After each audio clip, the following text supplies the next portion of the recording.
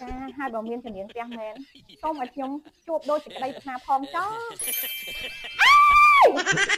អូយហើយទេវតាប្រុសស្អាតអូយមែនជំនាញផ្ទះណានេះលោកតាជាក្រាន់តាអបប៉ះតាំងពីកូនចៅបានទិញផ្ទះនេះមកគឺកូនចៅតែងតែបានសុខសប្បាយនិងបានសម្រេចនៅគ្រប់រាល់បំណងប្រាថ្នាទាំងអស់អញ្ចឹងកូនចៅចង់ជួបនៅទេវតាម្ចាស់ទឹកម្ចាស់ដីជំនាញផ្ទះថែរក្សាផ្ទះនេះថាតើមានមុខមាត់យ៉ាងណាហើយបើសិនជាពិតជាមានទេវតាជំនាញផ្ទះម្ចាស់ទឹកម្ចាស់ដីមែនសូមឲ្យកូនចៅបានជួបដូចសេចក្តីប្រាថ្នាផងទេវតាប្រុសស្អាតអើមែនណងមានទៀតអត់ណងតែសិនមកមានមែនសូមឲ្យកូនចៅបានជួបដូចសេចក្តីប្រាថ្នាទេវតាប្រុសស្អាតអូយ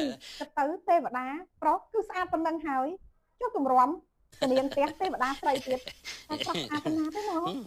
ចាហើយបើមានជំនាញផ្ទះមែនសូមឲ្យខ្ញុំជួបដូចសេចក្តីប្រាថ្នាផងចុះអូយហើយហ្នឹងនេះបានខ្លាចមិនដែរធ្វើខ្ញុំនេះអីអូយកុំចូលមកហេតុអីក៏ជំនាញផ្ទះខ្ញុំមកអាក្រក់ម្ល៉េះអូយមែនជំនាញផ្ទះណានេះលោកតាជាក្រាន់តាអបប៉ះជំនាញផ្ទះរវល់ទៅដេញតុងទីនបាត់វិញឲ្យលោកតាជាក្រាន់មកជំនួសហ្នឹងណែម្ចាស់ផ្ទះដល់ល្អអើយពួកយើងនឹងតបស្នងសំគុណដល់អ្នកគឺយើងមានកាដូពិសេសសម្រាប់ជូនអ្នកណា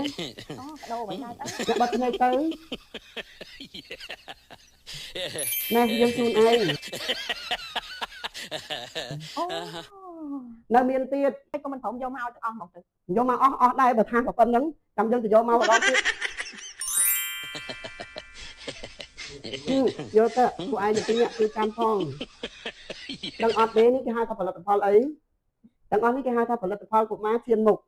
ផលិតផលកុមារធានមុខគឺជាផលិតផលដែលផលិតនៅក្នុងស្រុកផលិតដោយកូនខ្មែរផ្ទាល់ជាផលិតផលរបស់ខ្មែរអញ្ចឹងសូមប្រជាជនខ្មែរទាំងអស់គ្នាសូមមេត្តាជួយគ្រប់គ្រងនៅផលិតផលរបស់ខ្មែរយើងគឺ